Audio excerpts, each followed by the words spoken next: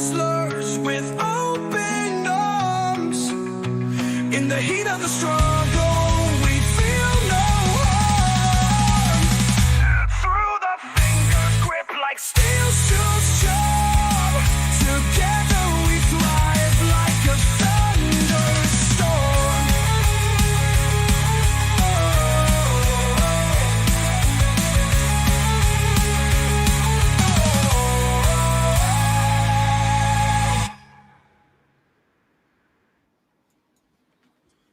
Boom. We're live. Live with Brad Grundy. Yeah, Brad Grundy Guys. in the house. Yes. How's Brad today? I'm great. Just getting ready for practice and back to training. So doing good. Yeah, real glad to hear you're back to training. That's real awesome. I think a lot of people are very glad to hear that you're back. Yeah, me Yeah, too. it wasn't that long of a retirement, but it's just been a change of priorities. So Yeah. for a while, it was like 12 hours a day was thinking about our training for arm wrestling, which I can't do with school and stuff. So, and I'm like so obsessive that I thought I had to just like stop cold turkey. But I finally found, like, after like, I don't know, 7 months now, 8 months, I found a good balance. So Awesome. yeah. We're all here because you for were it. like retiring one minute, and then Yeah. Well, dude, I ended up just like drinking a lot because I had nothing to do. So I'm better that's now. awesome. But it was a little scary. Oh, that's sweet. That's sweet. Yeah, because we were all like, "No, don't retire, don't retire." And then you come, and it's like you didn't look yourself. You take a match with Philip Larson, and I really thought that because of how you blocked Matt, and I thought you were going to, even though I don't think you were in the best shape against him. Well, yeah, I mean, look, 4 months isn't enough time to lose your shape. It was more so my back got fixed, I guess. Mhm. And I was so reliant on my body being all twisted up that I went from having like a very precise style to kind of just hammer curling everyone. Mhm. And I'm not near strong enough to do that. So Fair. I'm still now, like, it's been improving, but I haven't quite reached the mat shape yet. Oh, okay. Fair. Yeah, Yeah, you I'm looked being locked really in good in that technique. match. Yeah. Yeah. Yeah, no, for sure. Yeah, I was shocked. What did you think about? I know, like, I have excuses for Matt, even though Matt's Matt. I mean, it doesn't matter if he's off the couch or not. But what did you think about that? Philip Larson just dominating him. Yeah, it was crazy. Yeah. I knew Philip. Philip is probably, if not he's one of the smartest arm wrestlers I've ever met. Like Oh, 2 wow. years in the sport and he gets it all. Yeah. Like Mid-August is up there, Devin.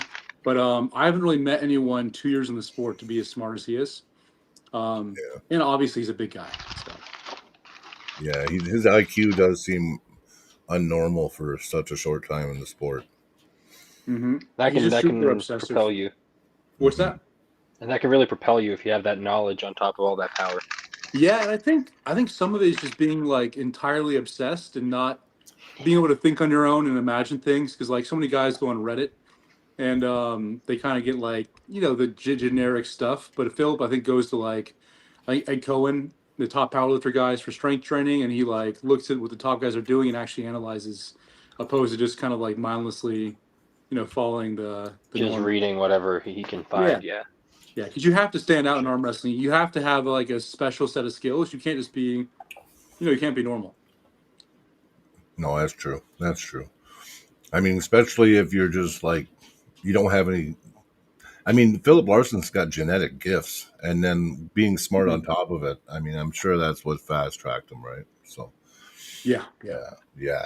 I'm impressed by him. I bet I lost $400 to Henry on that, and it pissed me off. Yeah. Dude, I've been losing money to Henry too. Yeah. And he hits me up every fucking day now. Like, like, hey, you want to bet on this match? I'll give you 2-1. Or no, I want 4-1, but I'll take this guy. I'm like, no, I'm not doing it. I did 2-1 with him on Matt. Dude, 30 minutes ago, I was texting him about matches. I'm done betting, but we were just talking about him. Yeah, well, I'm not doing well. We have a bet right now. Uh-huh. Yeah, Matt and Sergey. Yeah.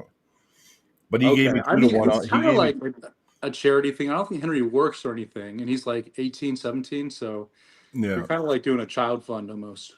Yeah. No, Yeah. it's cool. You know, when Henry lost to me the first time, and then he didn't want to really pay me, but he ended up paying a charitable donation to the charity of my choosing. So I'm like, okay. Okay, that was nice of him. Yeah, yeah. So and then we bet again, and then I lost. I paid him right away, but it was 2-1. I'm like, Yeah. I should get 2-1. Philip's 140 pounds heavier than Matt. You know, like, but he's Yeah. sucking me in somehow because I'm always going to support my guy no matter what, right? So Matt's a Yeah. teammate, and we train every week with him. So yeah. So do you have Matt over Sergey? Well, the thing is, it's a left-handed match, isn't it? Mm-hmm. Yeah. So Matt's actually been surprisingly good left lately. So I did. He gave me 2-1 odds, so I took it. I thought, Okay. I do have Matt. Nice. You know, right-handed, I might have Sergey right now because I think Yeah. I think he's went miles ahead in his training and just how serious he is. And Matt just got, he just got done a month at the cottage. I mean, he's just getting back into the rhythm now. Yeah, So. Sergey's taken Okay. some really high caliber matches as well, right-handed. Mhm. Like, very high caliber. Yeah, Matt doesn't. It seems like he cares, but not enough to like, He go doesn't balls change to his the wall. life. Yeah, Yeah. he doesn't change his whole life for it. Yeah.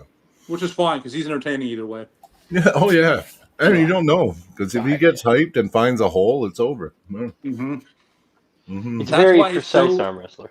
It does seem always one-sided with him, and that's what I kind of like when I studied him. I realized real fast, like, this guy's either like going to destroy you or you're going to have the easiest time ever. Mm-hmm. So, Yeah, but you were lucky enough. You pulled him left-handed at Arm Wars, right? Yeah, but I'm not sure if that helped at all. No, No, it's too different. His left arm's just too different from his right. too different. You're right. It is a lot different from his right. It's more like He a can hooking arm almost. He can do more with his left than his right. Tell you the Yeah, truth. His it's inside actually is much just more- there a lot Yeah. sooner on his left. I'm Yeah. actually the same way. Well, I'm just so specified in my right. I'm kind of that way, but I'm not connected mind to hand, so I can do anything with my left, but I don't really have the connection. So I lack the finishing power on my left. Of course. For some reason, it just feels retarded all the time. Yeah. So, but I'm trying. I just tore my UCL and my flexor Oh, dude, really? at Canadian Nationals. Yeah. For left arm? That was my right arm, my good arm. Yeah. So That's- now I've been training left because but the rehab's going really good. So Okay, and you're sure you tore it like with partial tear, full tear? it was about a 45% tear of the UCL, Okay. and then the ligament was half 50%. Okay, mine was 50, the ligament. Yeah. And I had surgery. And I leveled up from it. So Yeah.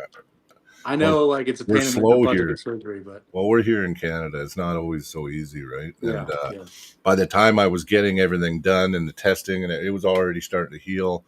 So basically, I went full out. I mean, I've been doing Wolverine twice a day. Yeah. I went on a MK, a little bit of MK677. Okay. I go for PRP shots September 25th. I I'm would already- say, Yeah. it might be healthier to not do, sorry to interrupt, but to not do MK and just do HGH, because me and you are bigger guys. Like, I wouldn't mess up your Endocrine, your eating hormones and all that. So I mhm. would just find some cheap, or not super cheap, but like some reliable growth and inject that.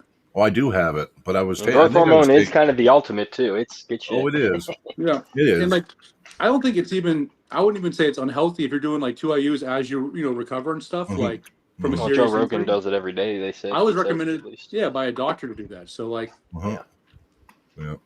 I think all that stuff, if used at the right time for the right reasons, is fine.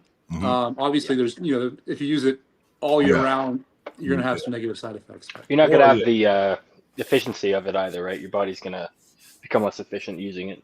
Well, that's what I get afraid of, right? I get worried about my own natural production and stuff like that. So, I think it's down for like 6 weeks or something. yeah. Well, see, I did get some HGH, and I was taking it. My mistake was I was taking it early in the day, and everyone says no, you do it at night, before bed. It will even help you sleep and stuff. So Yeah. But I was Yeah, getting I don't like, want to get too personal, but if yeah, you're taking more than 4, I would say take it twice a day. mm, Um, then if you're just taking like under 3, which is probably smart, yeah, two, just take it once. Yeah. yeah, yeah. It was two that I was Okay. fucking with. Yeah, yeah. But we'll see. We'll see. Right now, I'm actually back on the table. Um, Mhm. New center table to negative. I actually don't feel that bad. I don't have much pain there. It's only when I try my side pressure, right? It would basically attack my side pressure, and that's how I ripped it all apart, was going sideways. So Yeah. yeah, That I was sucks. actually going for the pin, and it was like a zipper. Yeah, Yeah. Oh, yeah, it dude. sucked. Yeah. Yeah, Did So how long has it been? Sorry. it was Canadian National, so July 3rd. Was it Okay. July 3rd or three July 4th? months or 2 months? Like 2 months. 2 months, yeah, two and a bit. Yeah. Okay. So it's still pretty fresh then. Oh yeah. Yeah, 9 weeks maybe. Yeah. I've been rehabbing it. I didn't wait. I started rehabbing it pretty quick, and Yeah. lots of blood flow, and all my core lifts, all my normal lifts in the gym are all back now. Um, Okay. Great. just going sideways hurts now. That's it. Yeah, I need to look more into that because I know some guys have done full recoveries, Mhm. but I haven't talked to enough to like you like. I'm not sure if you can pull the same way you were pulling because ligaments are hard to heal. No, I know. No, Yeah. we'll see. Yeah, And I it was takes a long time if they're torn too. And some people would say like they never heal. Your body just like compensates. Almost how like Devin's flexors are all torn, and he mhm. still Yeah, has they the won't crazy re if lifts. they're detached, they're not gonna move a foot across if they're all the way down and reattached. That's not Yeah. it's not gonna happen. Well, I feel I have a hole in there now, so that I know is there. Hmm. So, but we'll see. I mean, I'll figure out a way. Yeah, right now it's just the side pressure. I mean, going back, center table control, it's all coming back quickly. I just got to really trust the guy I'm pulling now, Yeah. and yeah, like. But I think if I just nurse it, and like I said, I'm going for PRP injections, Nice. so hopefully they help a little bit, and Okay. then yeah, hopefully I'm hoping within 6 weeks of those injections, I'm get good results. So we'll see. And do you have a good spot? So I know I've heard for PRP like the clinics vary so much because of how much they spin the platelets. Hmm. Like you have to find one that spins it a crap ton, has a nice machine. Hmm. Otherwise, it's kind of like almost bunk. Yeah. I think it's gotta get a good mix. We got a guy here, Sheldon. He showed up at practice the other night. Zach, you know that big guy. Yeah, yeah, yeah. He was out of the sport for 25 years. He wrecked his shoulder really bad, and he couldn't really arm wrestle, so he didn't care. He never went back, and he did. His doctor sent him for these PRP injections. Well, he didn't think it was going to do much, but about 2 3 months later, all of a sudden he was bench pressing again, and then he was like, wow, like he couldn't believe it. And next thing you know, he comes back, wins provincials, and Damn. I think he podiumed Wow. at nationals too. So, Jeez. Okay. He so looks That's good. solid. oh, he's solid, all right. He's strong. Yeah, Yeah, I wish the stem cells were still around. That'd be perfect. Yeah. yeah. Damn. Well, people got to wreck a good thing, right? Yeah. Yeah. So. Not understanding what's even going on and just yeah. Yeah, yeah. Well, they'll make a merge again. They'll make a merge again. So what I do just thought, oh. you got anything planned right now? Do you got any matches lined up? Yeah, we saw you at Um. the qualifier there, or the Yeah. not the qualifier, the Corey Miller's tournament. It's definitely not a qualifier. I figured that out. Yeah. I wasn't. I wasn't sure if it was going to be. But definitely not. Hard to tell. Yeah. Yeah. I do think I'll probably stick. There's some big tournaments coming up. So the Australian one. You heard of that? Mm. Was You over the top three? Yes. Yeah. Yes. So Hey. I might go to that if I find out who's going because I want to. If I'm going to have a big trip and stuff, Make it worth I it. would like Riker to be there or someone. Yeah. What about the guy who just won both hands? Are you talking about Brent Raker. Brett Coots. No, Coots. Brent Coots. Yeah, sorry, Yeah, Brent yeah. Coots. He's good That's too. Left's good. He's better than people give him credit for, but I Yeah. don't think I would do a trip to pull Brett Hmm. Fair. because it would take like a lot of time off school. Then it His would name's also not And big. it's a multiple like 20-hour flight at least, right? yeah. So I'd have to go a good bit before the tournament because I would be like jet lagged and stuff from that. Yeah, you don't want to pull the day Yeah. after. Then he's also like 50 pounds less than me, so it wouldn't look super cool. Yeah, But, yeah. but beating Riker would be very cool. Well, beating Lachlan would Reichard, be cool. Lachlan. Yeah. It seems People like like Bowen. People are saying Bowen's way stronger, so maybe Bowen. yeah, it Yeah, seems Bone will like be there. you do really well when you're not like supposed to be in it. Like when you know what I mean. Like whenever you get a match and people are just writing you off, that's when you shine. So Yeah. Actually, it's funny. Every Reddit poll I've been in has been the reverse outcome. So like, yeah, it was Pavlo, it was Matt Mask, it was a Korean guy, Hunmin, yeah, and basically Yeah. every result, and then yeah, obviously Philip was reversed, except for the Bacho one. The Bacho one, I just got killed, but Wow, Bacho's Bacho. I mean, he's good. He's really good. he's very good. his Mhm. tendons are like steel cables. Mhm. And his frame and his design of his body lends to be very posted and very strong there. So His hand Yeah, looks thick yeah, too. Like this, the lower portion of his hand looks huge. Oh, we lose so Brad. He must have got a call. yeah. Sorry about that, guys. My Yeah. grandma's boyfriend called. Hopefully, it's not an emergency. Oh, okay. Well, if Um, he calls again, take it. yeah, yeah. I might have to hop off just for a few minutes. Yeah. no, that's fine. Yeah, But yeah, I think I'll be fine. No, no. Let me just text him real fast. Yeah. yeah. Oh, no, no problem. We're Brad the flex, family brother. man. That's a good thing. Oh, there we go. We got Clifton in the house. Clifton Erickson, Yeah. the champ. Do you know he was right? Did you guys know that? He's always right. You know that Clifton was right? We were wrong. I know. Oh, Clifton, he's the guy who was in the super match, right? He beat Victor. Yeah, Yeah, at Mac. that was Yeah, a he high did level good. match.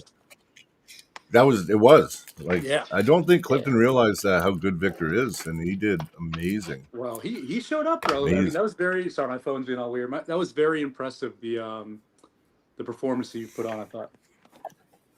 Yeah, it was, and it was hard too for us because Victor's our teammate. Mm. So, but Clifton's a good guy. He's my friend, and I definitely hype him up. But it was really tough when it's your friend versus your teammate. Like, Yeah, yeah, yeah, I had to go with Victor because he's my friend and teammate. So, yeah. but I was very excited afterwards. Then I got to be excited for Clifton when he won after the match. So it was great. And that was a pretty not a great way to lose, but like it was a very fun match, right? Oh yeah, Yeah. oh yeah. And dude, Victor, he could have won that, bro. He could have. All he needed was a little more cup and a transition. But I Yeah. think Clifton was that strong. Victor told me Clifton was actually that strong. He just didn't feel comfortable trying to transition. And then Huh. he said that the cup wasn't there. He said he thought about cupping because I was like, your top rolls, you're over pronated. The only way you're busting Yeah. Clifton's pronator is if you cupped. And he said honestly, it was really, really strong, and he just couldn't act that lane. And I'm like, okay. I'm like, Okay. sometimes you feel things that I can't see, right? So Yeah, yeah. yeah. I agree with you though. I think more cup because you already had the hand in He already the had it, yeah. yeah, and But he, maybe more. Sorry, my phone's being annoying, but okay. internal rotation. Mm-hmm. It's like he seemed like he was stuck out here the whole time, He was. and his chest opened up. Where if he had more of this, Yeah. at least naturally in the center, I think he could have came right over. Yeah, I agree. And he had to change the angle back and out because Clifton had a bone lock. He had a bone line lock, and the only way you can get it, he would have had to stretch him out like outside of that. I agree. Yeah, you can stretch him out or you can meet him. That's really your only two or meet him. options. And what I would have But done, if you're meeting him, you have to meet him. You know what I mean? well, that's what I did at Nationals. Is I met it, and then I ripped my elbow apart because I went. That's into what'll happen if Right, you fail. Yeah. Mm-hmm. Yeah. Yeah. So That is definitely one of those matches where I feel like in that situation, Clifton, he is like destined to win almost. Like that will always win yeah, against the guy doing that kind of top roll. I agree. But I think if Victor maybe ran it back and like did a perfect training camp for him, Yep, it could be a difference. But that's a super fun. If they get like a rivalry, that's like an awesome. I think so. Yeah. Victor's really good, and I hope that it doesn't let this loss bug him because he still pulled awesome. I think that he's been so confident and dominant with that pronation and his actual hand and top roll that he doesn't ever think about the cup aspect. Yeah. Because it's one thing I never see Victor do his ad cup into his top roll, and I think that would just open up that pronator when instead, because he was getting the hand, getting everything, but Yeah. unless you take that pronator, Clifton's got access to his side pressure, which you've seen Yeah. with those side pressure hits, because his hand wasn't totally disabled. It was back, but it wasn't disabled, right? Victor's style almost he's trying to like separate the wrist from the arm in a sense, so he's trying to almost kick his wrist up and back a bit. Mhm. So I think that's why he doesn't cup. Because if he cups, he can't really do that. He's kind of giving them the connection back. So I think he was trying to separate. So if he would have came forward any, he would have given Clifton kind of more arm connection. So I think he's getting stuck. Well, Yeah, and that just comes back to the internal rotation, I think. yep. And that Yeah. will also Yeah. open up the press, because you can't really press if you're here. But if you're here, it's very easy to come Yeah. around. Exactly. Exactly. No, I agree. Yeah, and I have a train bad habit internal of side. rotation a lot. I have a bad habit of side pressure pressing. I really like just side pressing. And That's why your elbow. That's why my elbow is destroyed now. Yeah. So You're too strong for your own body, Brian. Yeah, I got to start doing JMs. You got to be structured when you do stuff like lots that. of JM presses. So we got a $5 super chat. It's from Tim Geib. Everyone come to Montana State this weekend. Just trying to promote. Montana State this weekend. Awesome. Hope everyone does a really good job there. Yep, I hope you guys A lot of good guys pulling. I think Yep, there's a lot of people that are going to go. I don't know Hopefully who's Tim. in Montana. I'm not super familiar anymore with the names. Well, they don't have a lot of big names in Montana, so they have all their guys are up and comers. Like they're like a new. They're basically their whole scene's newer. Yeah, I think is Chuck Montana. Yeah, Chuck Young. Chuck's probably the biggest name. Chuck Young's he's probably actually the biggest getting better. name. He's actually training, going to practice, and he's winning right now. So he pinned Jordan Sill there last month. Wow. Miles Hutton is doing really good. Yeah, Miles beat Jordan. Yeah, in a super match. Wow. Yeah, left-handed. And Miles Hutton is probably the biggest riser right now. Mm-hmm. Okay. Miles, watch for him in 2 years. Yeah, because he's going to be topping the Iron Hand. Yeah, Hutton. he's coming up. He did. He beat Jordan Sill left-handed, which was very impressive. Oh. And then they got some good lighter guys too, like Hunter Bratton, which you just beat. Yeah. Nick Abel. Yeah. Oh, my lost Brad. Well, he's probably getting another call. It might be important, maybe. We got a super chat from Clifton Erickson, 1999 USD. Super chat. We are closer than people think. 1/4 to 1.5 decided that match. Victor is crazy strong. Brad is an animal. Yeah, Brad is an animal. I was deeply impressed that you won. Me too. Clifton. Just knowing where Victor was for that match and how good and how crazy strong he was, I almost still can't believe it. No, I know. And I know how good Victor's hand is. So, like. No, Victor did really good, too. Did really good. When someone is just too damn strong, I always say that the most important thing in arm wrestling is strength. And if it comes down to nothing else, if you don't have the strength, it ain't going to work. You can have no technique and all the strength, it'll work. Mm-hmm. You'll just overpower them. No, exactly. Simple math. I know it doesn't. It's stupid math, but even if you break it down, it still applies. Mm-hmm. Whenever there's a tie and only one thing matters, a lot of the time power is what matters. A lot of the time I'll beat somebody when they start to take my hand and wrist, start to take the center table. Mm-hmm. They'll start to take everything. The one thing I'll keep is the A side.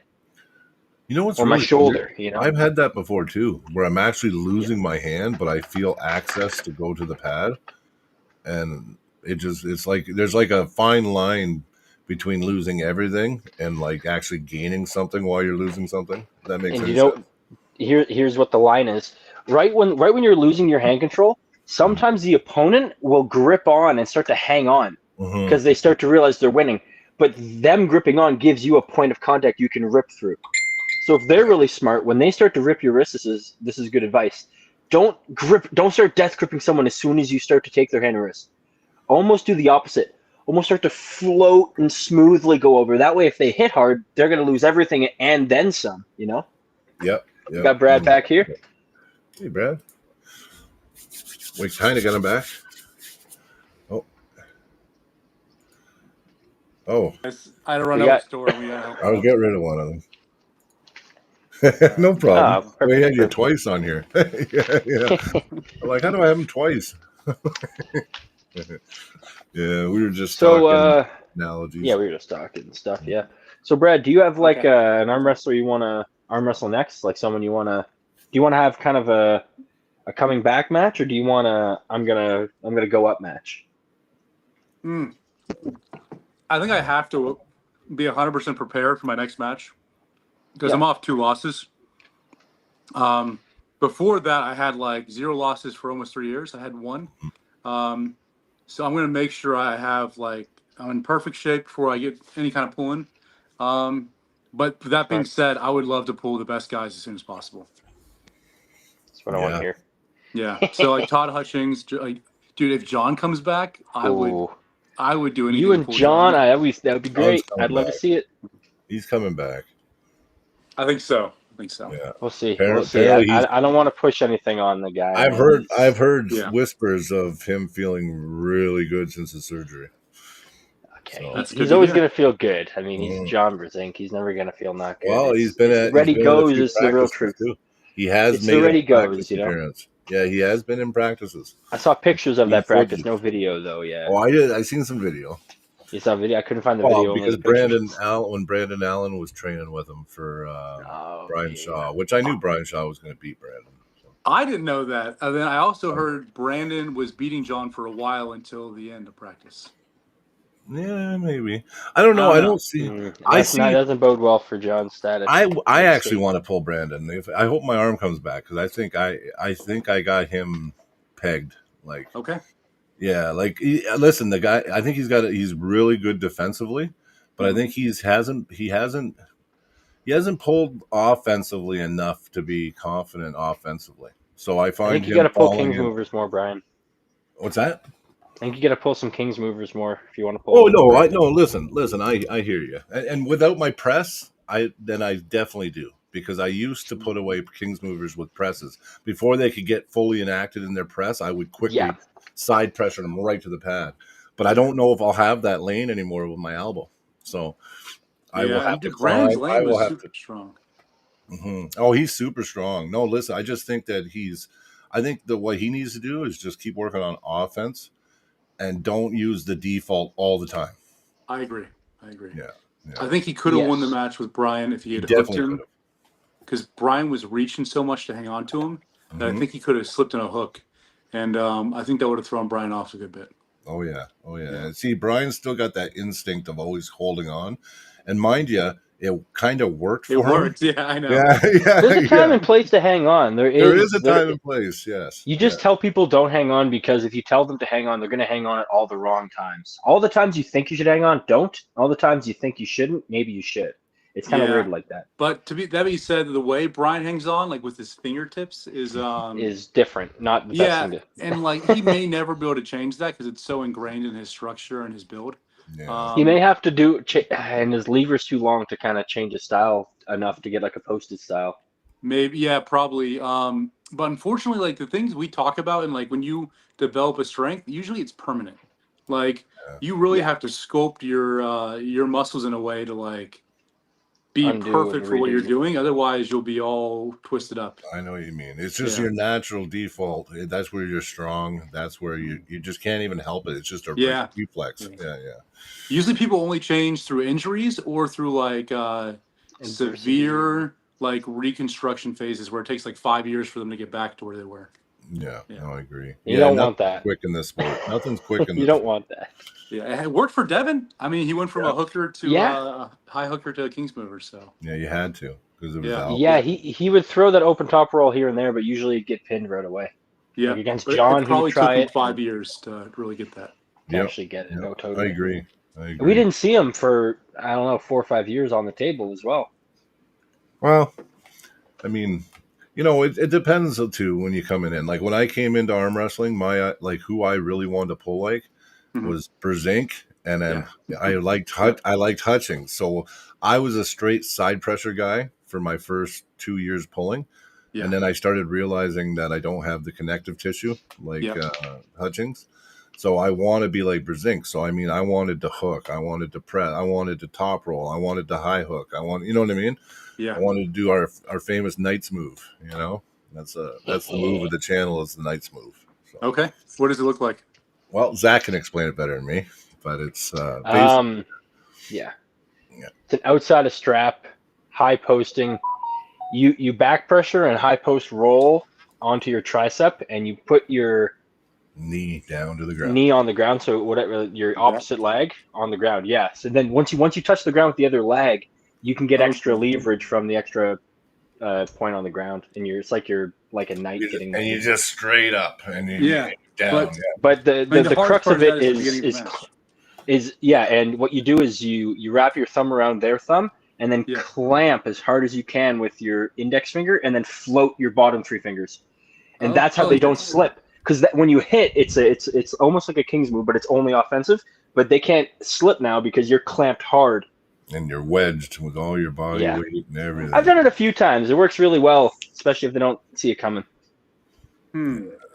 I do a very. I would have to sit down and do it with y'all. I think we have a buddy who does that, and I think there's a counter to it. Yeah. But, there's a counter. There's if you're an inside puller and you grip a little low and you smash into a hook, it doesn't work so well. And I think if you have a good lock on your riser, I think when the other guy opens his hand, you can just take him for a run. Well, here's the only crux to that. That would be true, but when you pinch their thumb, you have to come to the club one day.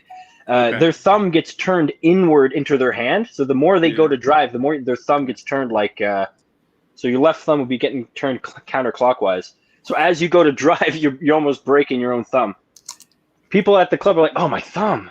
Oh, you're doing that thumb shit."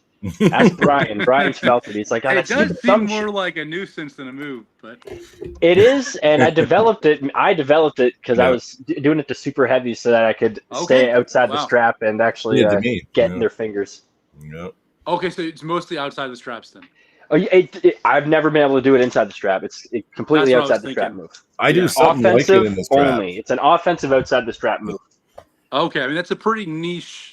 It's super niche. It's niche for sure. It's niche, but it's thinking it's just we're just trying to come up with new shit, new moves. No, it's cool. I love doing that stuff too. Yeah, I have to be the voice of reason in my club because we have. I'm not sure if you've heard of him, Jordan Landry. Yeah, you have. Okay. I think so, I haven't, but huge into kickback, and he has like a whole philosophy on kickback. He could talk to you guys for like 2 hours about it. But there's guys like him as well who have all these crazy ideas, and I have to be like the guy who kind of like down or debunk it. Would this actually work? Is this feasible? Just kind of there is some good stuff in there, but just to keep them on the right track, almost like a quality test, like make sure what's as good as stays and vice versa. Well, it's like I was soul searching with my top rolls and in the strap, and one thing I was saying on a pod a few nights ago is that everyone talks about rise, pronation, cup, but what about ulnar deviation? So my big thing is that I've been training a lot lately is because it's really helped my low hand and just helped me actually top roll is actually my ulnar chop. My ulnar chop in the straps, I've actually been able to disable most people's hands. Yeah. And it brings my wrist up and it allows me to access my pronation. Yeah. It's like a back pressure ulnar chop, but I take people's hands that are way stronger than me and disable them. That's what I've been doing lately. That's crazy you mentioned that because that's what John's main thing was. Yeah. And he kept that same pressure in a hook and a top roll, so that's why he could convert so well back and forth. Yeah. It was all through that chop. And I'm not sure, they try to keep it a little secret, I think, but Paul Lynn will tell you about it in person and stuff. There's a whole onphilosophy on the chop. Yeah. No, I know. I'm learning. I've been studying, and I've been using it a lot now in my pulling style, especially only in the straps, mainly just in the straps. I use it because you're always using the bottom of your hand in the straps anyway. There's a bit of a, if you can get someone close to the bottom of the pad and you still have some of that left, it's a bit of a trick to smash as hard as you can with that attack just for that last inch. To get that last inch. Get that last inch. If you still have a little bit there, it works really well. But controlling the hand. If you're already inside, of course. Yeah, but back like this, controlling the hand either way, supinate or pronate. Hand control 360. So well.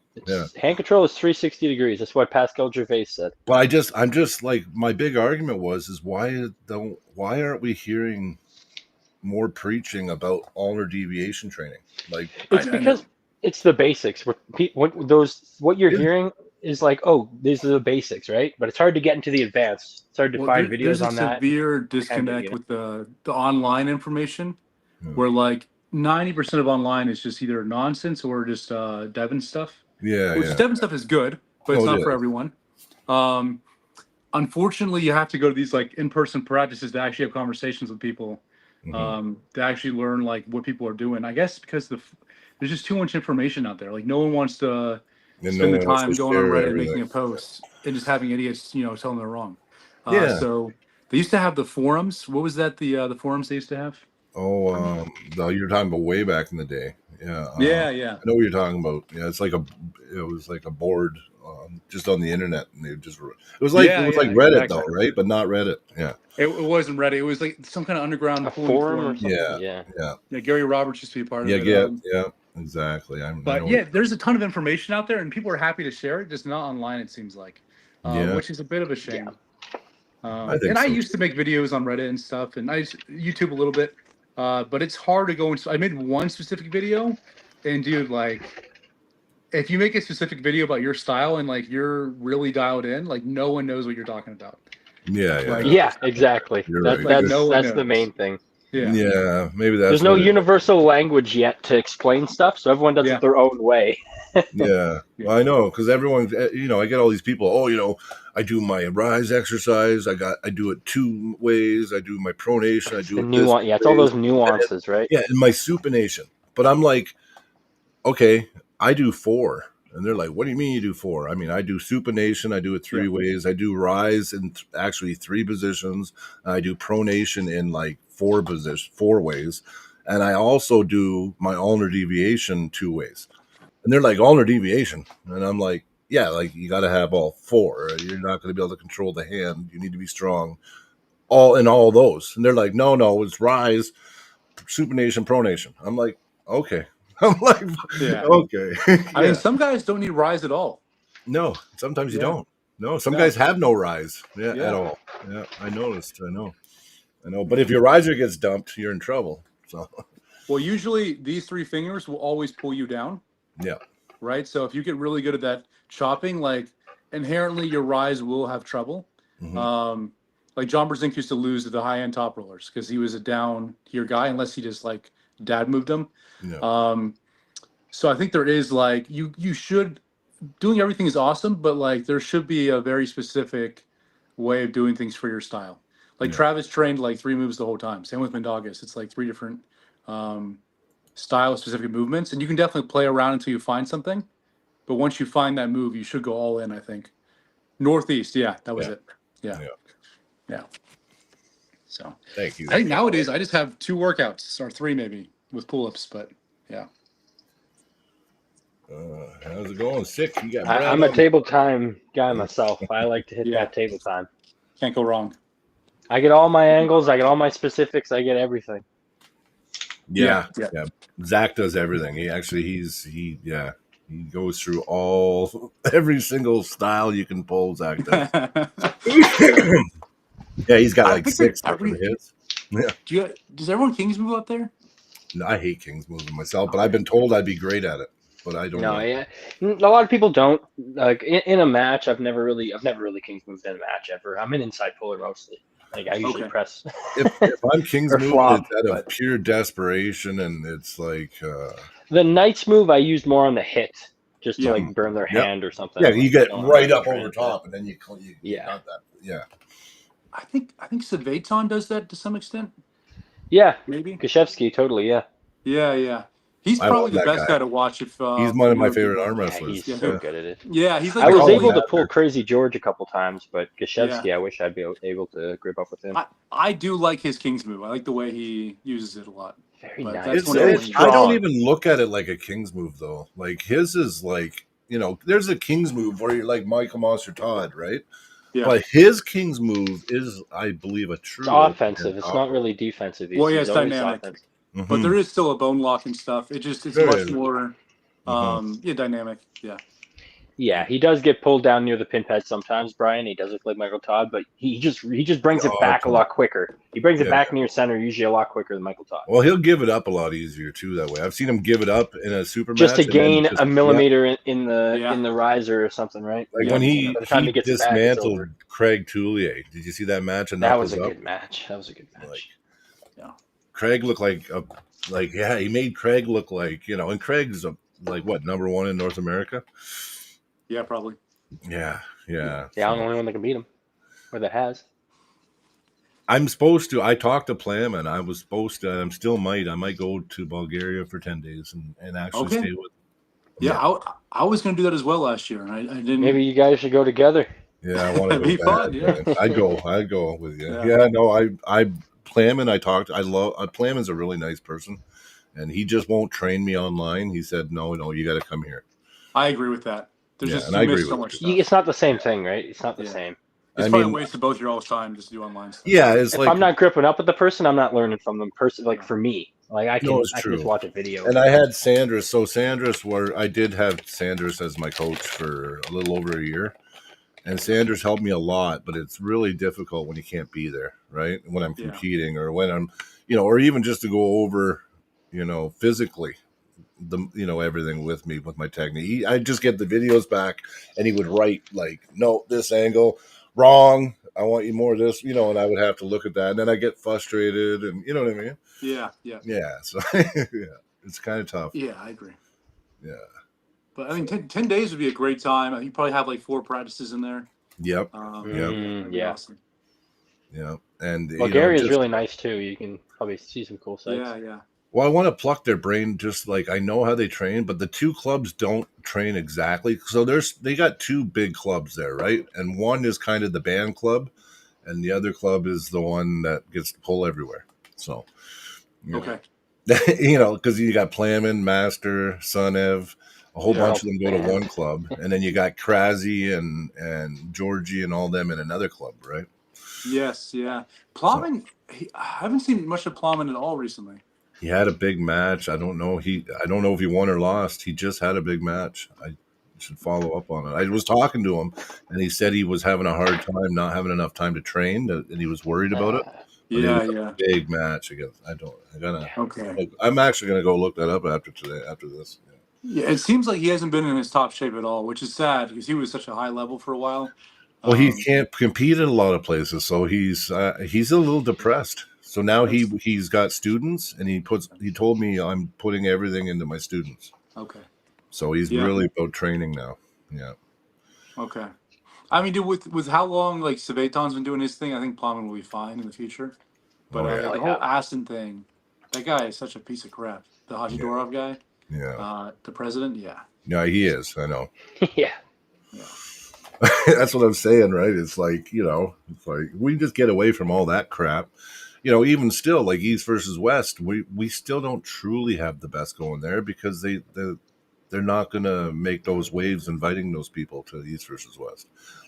Sunev right now, I would argue, I don't know, right from what I've seen of him, he's going to be a hard person to beat. In that. Would you pull Sunev, Brad? Sunev would be a hard person to beat.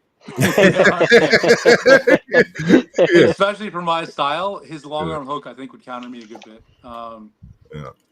That'd be hard. That'd be a really hard one. He's super underrated. He lost to Todd Hutchings, so people will give him a bad rap, I think. Yeah, he lost to Devin and Todd Hutchings. He beat Matt. Yeah, he did. Stylistically, that's the worst match for him. Is Todd Hutchings. Agree. Yeah. So I would love to see him pull someone like Frank Lamparelli, who's good at taking hands like that. Oh yeah. That'd be a good match. Yeah, it would be one-sided, I think, but it'd be good. I think he'd probably win. And then also I'd like to see him pull a hook puller, maybe Gennady or something. Actually, now. Oh jeez. Oh, Austin, giving you credit. Zach's pretty good. He's a 2-time Canadian national champ. Wow.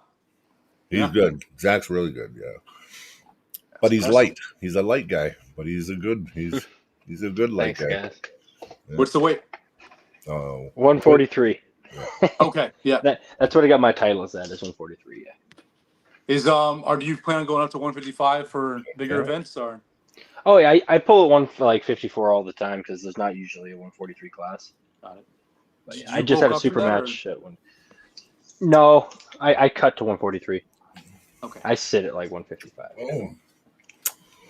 Yeah, I know. Hit 500 a couple weeks ago, and we're almost at 1,000, guys. So Yep. I don't know where the Nice. momentum came, but we'll take it.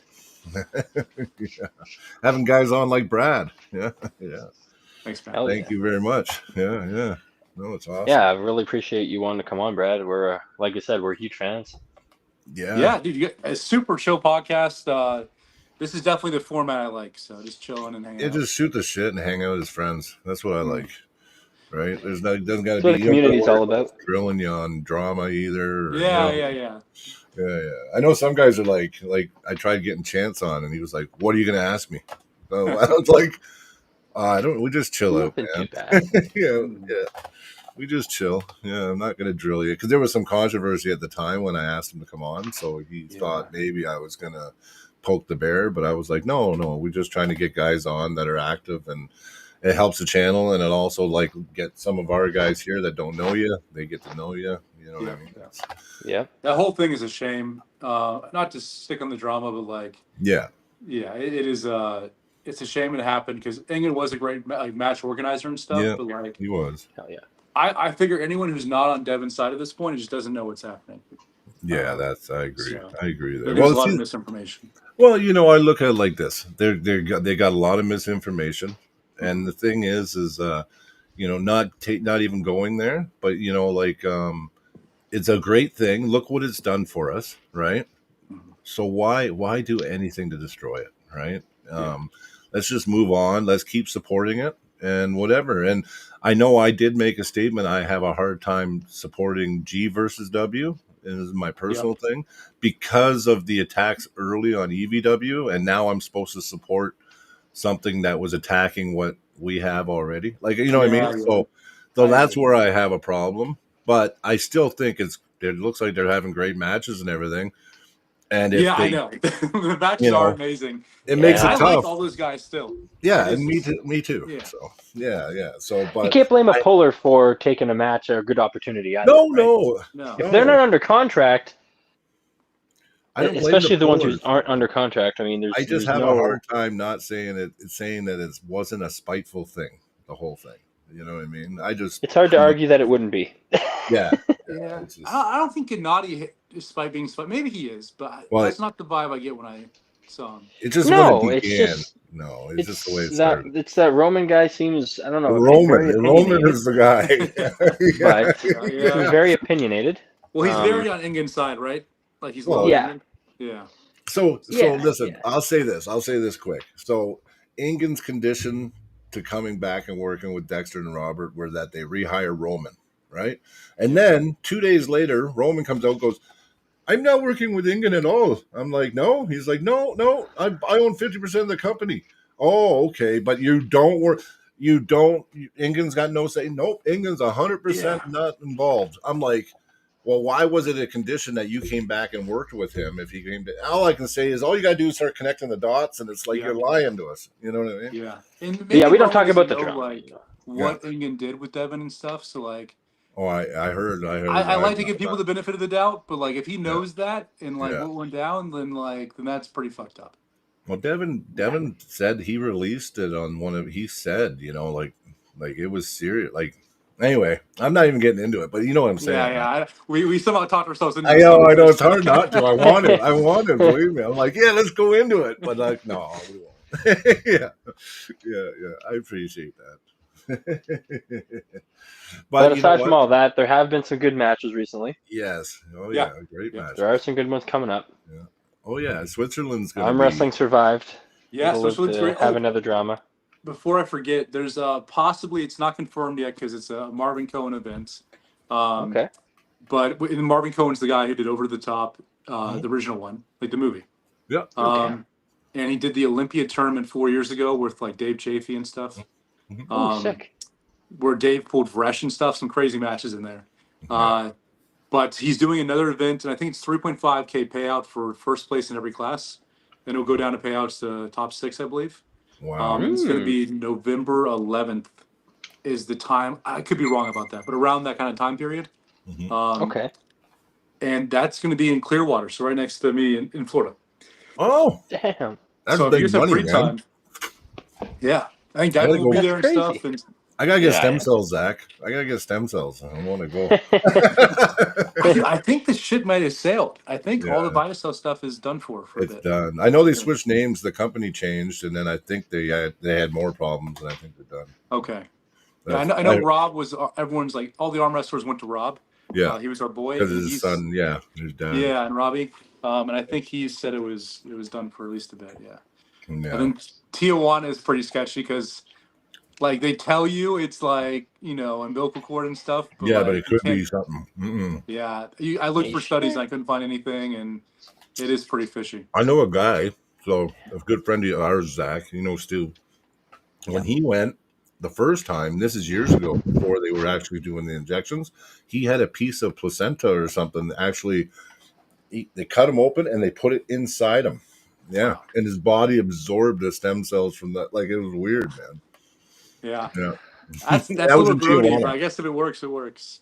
Yeah, it was in Tijuana. Yeah, but he Okay. he If it's did go free there. cells, you're just putting free usable cells. Just hope they don't turn into anything. Well, you I know what guess. they did offer? They offered us. So my daughter, I just became a grandfather. So my daughter just had a little baby boy, and they offered to, if I wanted to, freeze the placenta and the umbilical cord, but it was Yep. very expensive. But I Yep. could have got it, but then I would have had to pay to have it. You know what I mean?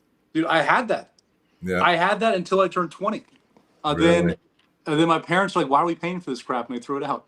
Oh, Then like, really? Dang. yeah, I was like, You could have used your own stem cells. they What? didn't even Oh, tell me at the time. I was like severely injured That's in certain places, and crazy. like Oh they oh, just my tossed it. Yeah, goodness.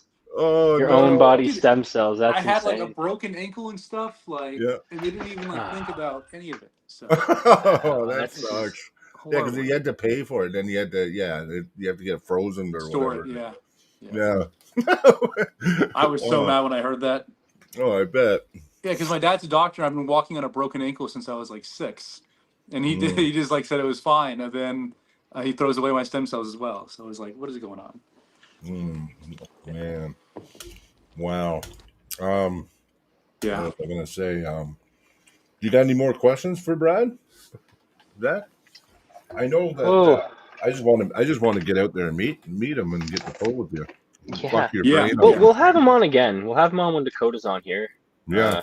Yeah. Where is Dakota? What is he doing? He's He's at at work. work. Yeah. I thought he had a lunch break.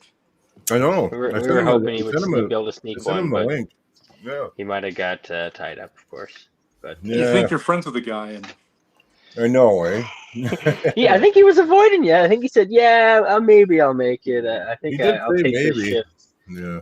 I think we're both so aggressive that he probably just wanted to back down first. No, he That's he fair. He didn't wanted want it to. to It was get just too like heated. Zach wanted to talk to Cobra. Cobra came on the other night, Mhm. but Cobra was just coming on to say hi. But I thought he was coming on for the whole pod. Yeah. But he only stayed like 15 minutes, right? We'll get Cobra Okay. on again too. Cobra's Maybe coming we'll get on. Brad Cobra's and a fun Cobra at time the to same talk to. time. I We'll get like you both Cobra. on same time if we're Yeah. able to. I hope Cobra gets back to arm wrestling. I think it'd be good for him. Yeah, he was talking Maybe about I'll get a competing match at with him World. one day. I'd love Yeah. to pull Cobra. I think that Cobra's planning on pulling in 27 in Ottawa. Okay. Really? Did he ever get his back figured out? I know the car accident kind of messed him up. He said that Hopefully. he's been things have been getting better. He's got an 8-pack. He lifted his shirt. Nice. He got an 8-pack. Wow. 60 years old. Yeah, yeah. Shit. So- Okay, I gotta clean up my act here. He just said he's writing a book right now. Good friend. Yeah. Yeah. I get that feeling. Yeah, he said it's been 6 years of writing it, but he's getting close, and I think that's what just the story of his life. Hopefully, Which is it's cool. the art of the exploding hand. Yeah, in there somewhere. that's all I remember. You know what? Just fucking pin it. No excuses. You know, that Yeah. exploding hand. Dude, Yeah. I always tell new guys, don't put your elbow inside your body, because I think it's not a very mechanically No. good style for arm wrestling usually. But Cobra was one guy who made that stuff work, and he's like the counter argument to everything I say about that, because he like had that elbow so far in and would just wrap it around. See, and I start, you know what? Because of the way that we have such strict rules in our tournaments, Yeah. I'm always starting center right in my body. But I like it because Like I'll go right center because I like it because I always find I get the height, and I don't know why. I part of the way my elbow moves when I'm top rolling. Yeah. That's why it works so well, right? Well, that's good right there because you went from here to out. Yeah, and that's what happens. If they pull in though, it's where you have a lot of issues. Well, I start in, but Okay. when the go happens, I'm shooting out and around, right? Like it's like a circle. Got it. Yeah, and I just always pull that way. But I end up like level with my shoulder eventually, right? Okay, yeah. But I wonder though if you could do that first part in the setup. Like what I tell most of the guys who do that, like if you can manipulate the setup to where you do that first part, it's a lot harder for the guy to shut you down. Yeah, because you've already started hitting his hand in the setup. You're right. Well, see, what I like to try to do with my style is if I can engage my pronation, so I get in and I have my pronation all the way engaged. Like I'll even move my body so my arms really like this.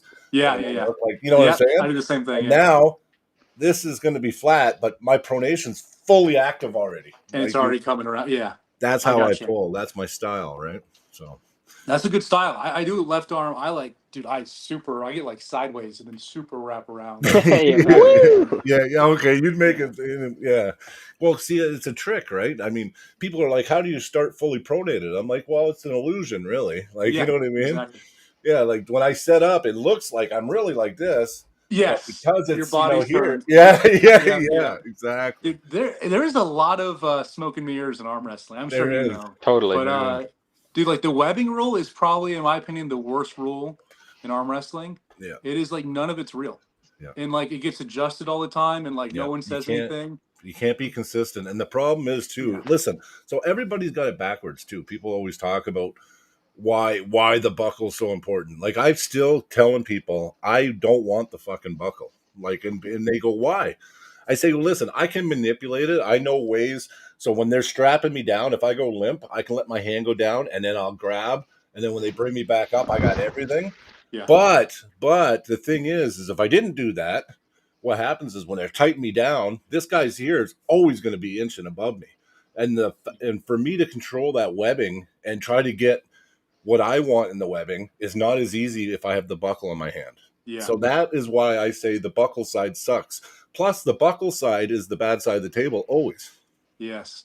You know what I'm saying? Eyeing you, bro. You know it, right? And dude, all those refs are so small, and they're always pulling their little like T-Rex arms this way towards them. So I see so many matches at like the amateur level, or even like actually the pro level just as much. But everyone's starting like a hand length away from their pin pad, and their opponent's like 2 hand lengths away. Like if you ever stop a match and you actually measure it, usually one guy is getting railed by the ref. I agree. Most of the time, Hutchings argues that it's more the bad side of the table than the buckle, but I say it's both. I'm not only you got the bad side of the table, you got the buckle on your hand. You know what I mean? So like the combination, that's why you're going to see 70. You will see more pins on the good side of the table without the buckle than you will on the other side of the table with the buckle. Yes. I mean, I notice it. I've seen super matches. Whoever has the good side wins. Oh, Hutchings them, also. Right? There's been so many matches where it flip flops. Yeah. Especially Hutchings also had a few studies there where he found that it basically 50-50. You get screwed by the refs as many times as the other guy gets screwed by the refs. Oh yeah. I know, but it should be less prevalent. Totally. The less the ref is part of the match, the better, in my opinion. Yes. Honestly, that's just I want to arm wrestle the most. I never want to see a match end on fouls or something stupid.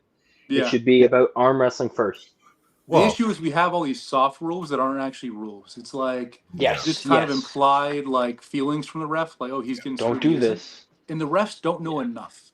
Like most of them are, especially like the hooker refs, like they're looking for the wrong things in top roll matches, right? Yeah. Like they have no clue what people are fighting for. They want your hands together. I want a pocket. I want a nice pocket. I want to have my formation active. And what exactly are you allowed? Are you allowed to get that pocket? Because what if the ref says no, and you're like, I thought it was allowed, and he's like, no, you got to get like this. It's the wrist. I'm a certified ref. Is it ref to ref? I think it's ref to ref most of the time too. So you have to play with each ref's kind of nuance as well. The rules are never 100% the same. But I'm a certified ref and a puller, so I know in reality it's about this being flush. That's all I care. I don't Yeah. care that a guy has his pronation active. I don't care. I don't care about nothing. But as long as this wrist is flush, and I'm not talking where I'm banging. You know how many times guys bang on this bone on my hand? Wrist. I'm like Canadian nationals. I'm like, what? My hand is fucking back, and you keep saying wrist. Like, you know what I mean? Like, it's just no. You just I actually feel. I will feel this. I can feel if this is flush. It's very obvious, right? Very obvious. Not a tap. You feel it. Feel it. Yes. If a good ref is a good ref, he will feel for this flushness, and then that's good. And he knows the standard. So if it moves from there, he knows it's good. Yeah, exactly. Yeah. Exactly. But what is it? One of the rules that surprised me East vs. West back in February. And look, I'm not trying to make excuses here. Bacho, For sure. round 3, I actually had his wrist back in the setup, and he still flashed me. But before that, he was starting here, and since this was flush, he was able to put his elbow on the far side and start like this. and that blew my mind because at Start that with point, a one jam, person has to be under. Yeah. So that's a pretty important distinction that I didn't see at local tournaments. You're almost palm up from the. Well, no you are. choice. Yeah, you are. But like normally local tournaments are like they want you facing like the guy. Like you can do this, but your arm Shoulders has square, to be everything square to the corners of the table. it's straighter. And that's a really big thing I've been watching. I guess East vs. West is like if you want to, you can really protect your wrist by just flaring this out and get this straight line right here, and then go wherever you want. Yeah. I'll use that to my advantage. It's an important thing that people don't talk about, but that's a pretty big rule change, I think. No, I agree. I think there should be a rule like not change, but there should be like a general consensus. Like, we need different rules that are less strict, but also better, so that we don't need them to be strict. Because there's just adding more and more strict rules and making them stricter isn't the answer. No, I agree. I don't know. I think you need what you need to do as a ref. See, when you listen, this is what I got taught to be a good ref. Okay, and being a puller, I think pullers appreciate this. It's consistency. If you ref and your standards are your standards, you need to make sure it's consistent 100%. The problem that I have with refs is that consistency varies throughout the match or throughout the event. They will have one thing for these two guys. The next two guys one guy will get away with it, or shit like it's all about consistent. If you're consistently fair and you're not caring, you're just not thinking about who's on the table, and you're just consistent with the way what your criteria is as a ref, you will be considered a good ref in the end, because people will know that everything you do is basically consistent to what you expect on the table, and that's what you got to. No matter what the rule set is, you have to be consistent. Okay, I might run a rule by you guys real fast. I've been thinking of. Yeah. And please be critical, and then I'm sure chat will be critical. But so I'm trying to make things less of an eye test and more of like I guess scientific. Just like do this, you have to do this for matches. So the rule I always had trouble with was the webbing rule, because you have someone like, let's say Vitaly's arm, and you have, let's say, Prudnik's arm. If Vitaly wants to, he can really manipulate that to where Prudnik has no grip. That's right. Totally. Yeah. So are you familiar with A squared plus B squared equals C squared? Of course. I'm not. Okay. It's a triangle thing where you have the long side of the triangle equals the height and the width, so the two short sides. Oh, I know about the triangle in arm wrestling. Yeah, I know about that. Yeah. Okay, yeah. So you would just apply that rule to the pad. So your long side would be your arm. Yep. Your two short sides would be the center of the table to wherever your elbow is. And the other side would be your height. Yep. Which would be, you'd figure it out. But so when you apply that, you could make a rule basically where you would just take two lines, right? Oh, yeah. You would just take two lines on the pad, and then if the guy has a long enough arm, and you just mathematically calculate it, then he has to be behind this line. I get it. I get what you're saying. Opponent. And he can do whatever he wants in this line before the match starts, and he can go in front of it after the match starts. But until the match starts, he has to be playing around behind this line. And it would it would be fair. Yeah, it would never negatively affect the top. We should be doing that already, though. We should be doing that already, though.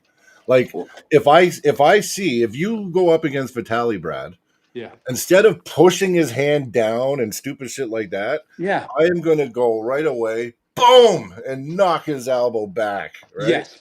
But it Because should be that's the only scientifically way. like mandated. Yeah. Well, Yeah, totally. and this is where it gets. This is like, okay, so here's that thing. Here's a good example. And it was actually a good example of not allowing that webbing thing. Was what's his name? Nugo versus Matt. See, Yeah. Matt, because of his lever and everything, they had him. They did. They had no choice to make the webbing even. Matt had to come back with his elbow and down. So Yeah. the problem that Matt ran into is because that was what was fair, right? Bacho with his short, or no, Nugo, not Bacho, Yeah. Nugo with his short lever was Yeah. starting like this. Yeah, I know. Matt is starting opened up, right? Yes. So our Nugo just goes bam, right? Where Yes. Matt has to go like this. He's gonna have to punch straight up to get it back on the go, right?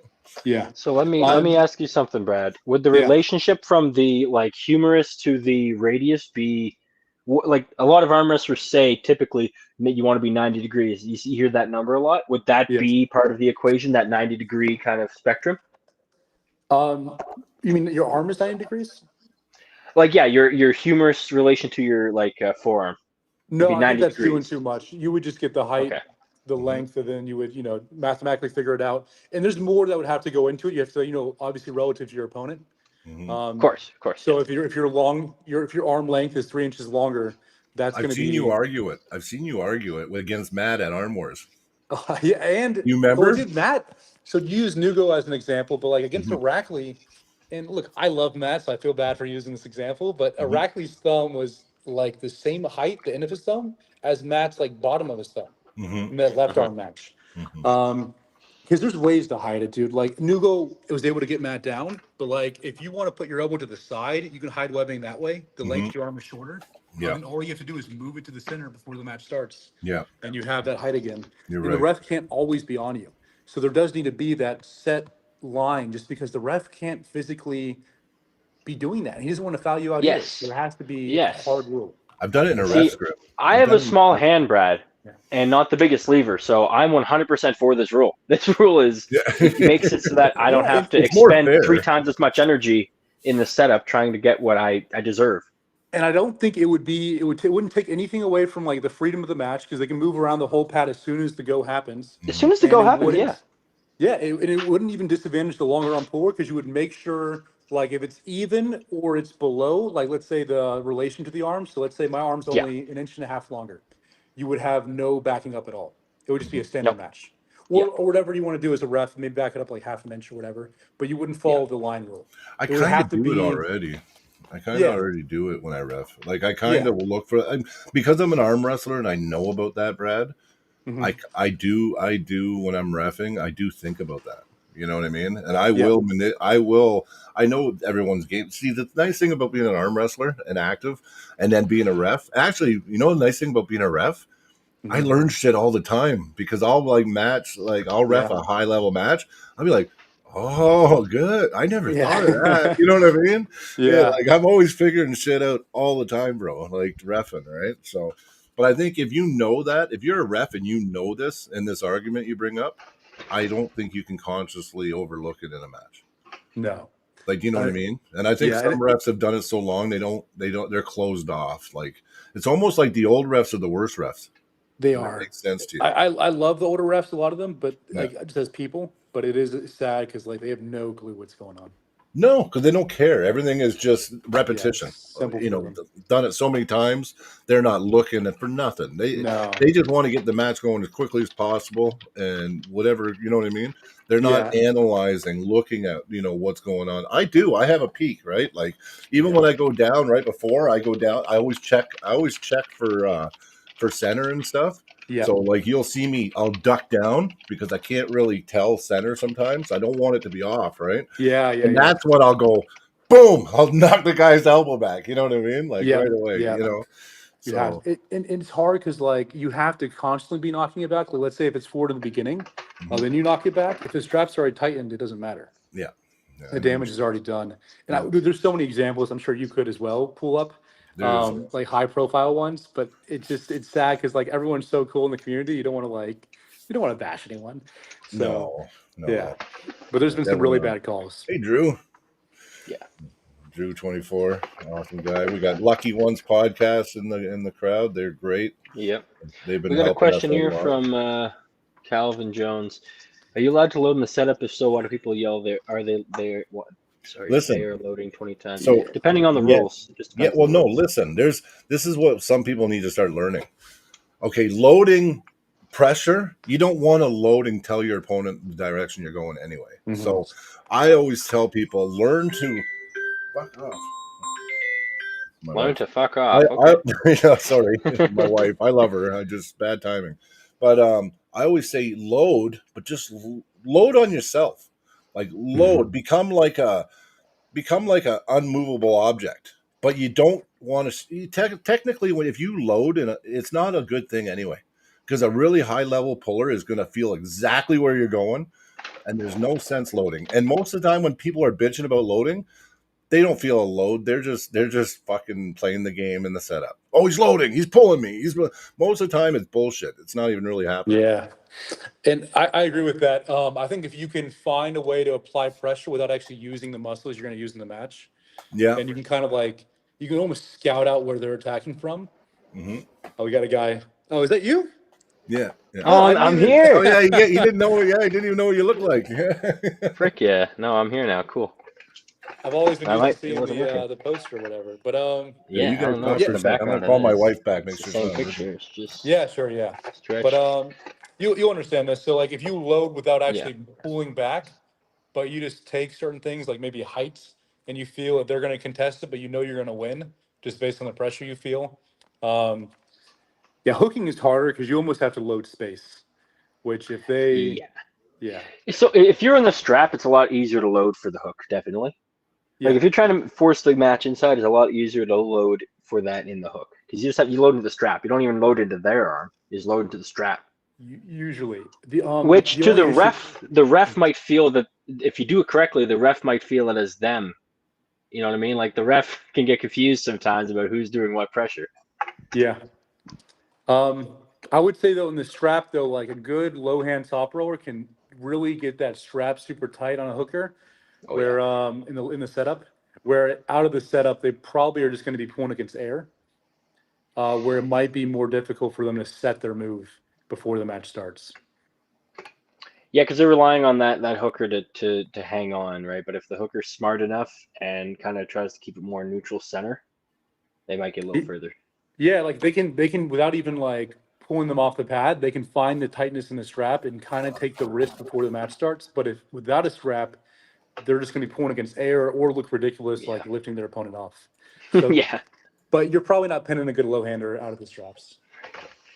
Yeah, it goes both ways, but I do agree. I think the low hander does get a slight advantage in the strap against almost every style. I think low hand in the strap is one of the best styles. I agree. Just the nature of it is just to cinch and get tighter as you go, and it just. I have a hard time against low handers. I know how to beat them and stuff. I pulled a lot against them. It's just I always have a hard time, even when I'm like, I know I can pin this, but it's like, damn, it's gonna take a lot more effort than I want to use. Yeah, exactly. Make Low you hand's work a for really it. good move, man. Yeah. Luckily I counter it with my style, but Yeah, you can. Yeah. I We find see if you you do drive it. here, if you can drive onto these part of their knuckle and really get the pressure there, I find I can pin them rather easy. But if they can twist it and turn it so I can't, well, it's a different story. Listen, low hand's gonna beat a hooker all day, every day. If you're really good at low handing, a hook puller is gonna have a hard time with a low hander. But a good high knuckle posting top roll can crush a low hand. And same with a really good press. Like a really good, because a low hand sometimes you can give, especially if it's over pronated, it can give people a really good handle. A flop if you're For like a flop, for a flop. flash flopper or something, that can give someone I issues. actually think low handers will be knocked out of the meta a little bit because the hooking is not in the meta anymore. Yeah. And low handers are going to struggle against A, kings movers, B, floppers, and then high hands. Meanwhile, high hands do well against kings movers and floppers, in my opinion. Because you're Well, blocking. against everybody if you can get it, really. Yeah, yeah. And with this meta of loading and stuff and getting height in the setup, like unless you have a Devon length arm, like you're probably going to want to start doing posting top roll Yep. more often. Yep. I agree. You'd have to be a master counter top roller to really do much, and there's far and few between. Yeah, We've When I- basically high said hook most is of them good. today. Yeah, when I'm hitting in a top roll at a straps, it's high knuckle, high post, high knuckle, and it's just everything to the back. I'm Well, like, if you do that, you try to bring the match towards you and into deeper. If they're low handing, potentially you're getting all the pressure here. So if they go to do this, you might be able to, kind of screw them over because their point of connection goes right into where you're loaded up. Yeah, and theoretically, if you're high handing, like they should be grabbing onto you, right? Because your knuckles are straight up and down. Exactly. Yeah. So they're kind of screwed because they don't have anyone grabbing the pad they're trying to rip from. Yeah, you're too high. Yeah. I think that's why it's important to, if you're interested in all the moves, train all. Like I would say, if you train those four vectors I talked about earlier, and you train them all equally, I think that you can almost pull off anything you want on the table. You just got to make sure you have days to build your arm strength, like your side pressure, your back pressure, your lat, delts, all that kind of stuff. But I think a good combination of building that and then just constantly working those four vectors. Well, and there's vectors. Find a good teacher too, right? So. Find a good teacher or find someone that can help you. That's good because practice makes muscle memory. Doesn't make perfect, right? Yeah. No, I agree. If you go to a club and you're learning shitty stuff and you go to the tournaments, you're like, I feel so strong at the club. And I go to the tournament and I get ripped open and screwed. That's true. Especially when you go to club and you got those guys that start like this all the time. Yeah, and I'm like, you're so strong. I'm like, you're so strong. And then I get them in a tournament and I'm just like, where's that now? Cater your training to make yourself stronger, not make yourself feel stronger. The new guys don't do that too much. All the new guys I pool with or they come to our club, they're all open top roll kings movers now. It's like this. Everybody wants to be a kings mover. Yeah, but I don't know why. I'll tell you what. Develop over years. And I know you need a 1 in 50 people is good at a king's move. The other 49 are going to get hurt. When someone actually goes with structure behind them, they're going to get injured. Like it's not a generic move you can just pull off and not get hurt. Like if you're doing a top roll like this and someone hits hard, okay. If you're like this, stretched out, and someone hits really hard, you can really injure stuff here. I think it's actually a safety mechanism for pullers when they start. They think if they're out here, they're less likely to get hurt, right? Yeah. They're scared or more to go bang. When I started, it was all inside hook. That's all I could do was hook. It was hook, press. That's all I did. And then I started realizing I had a really good hand, and I'm like, no, fuck that. I'm not like that now. I always did it because I didn't want to lose, and I thought, okay, if I'm losing everything else, it looks like I can go, and I'm still somehow in it. You know what I mean? Like it's like the desperation. Stop.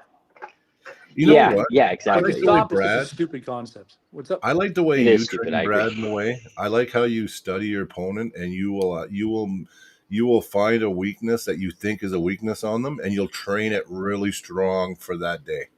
And I think in super match, now that we're going from tournaments to super matches, I think that the gift that the puller should be thinking about and trying to develop is the versatility factor. Like, listen, this guy I'm pulling, he pulls this way, and I need to pull in a way that I can, because I pull similar to that, but this guy seems stronger. So I'm going to, listen, this is a hole. And then just for the 3-month prep, you just train to beat his move. And I like that. I like that versatility. And I think it develops you and blossoms you into a better arm wrestler because you're not saying, I'm a hooker, I'm just going to hook, or I'm a top roller. You're saying, I'm going to do this and I'm going to train it hard and I'm going to beat that guy. Yeah. And you don't care which way. That's my favorite advice to give because that's how I learned, was doing super matches in Korea. And I did the exact same thing. I learned how to beat kings movers from that. And you develop a whole style from that, like you said. Yeah. But what I try to do, I don't try to do everything, but I do try to have my move beat everything. Little tweaks. You tweak it. I've seen you do one move differently. Just one little tweak, one little pressure change. Yeah. You know what I mean? And you saw that with Travis, where he had his same high-end posting top roll. Very true.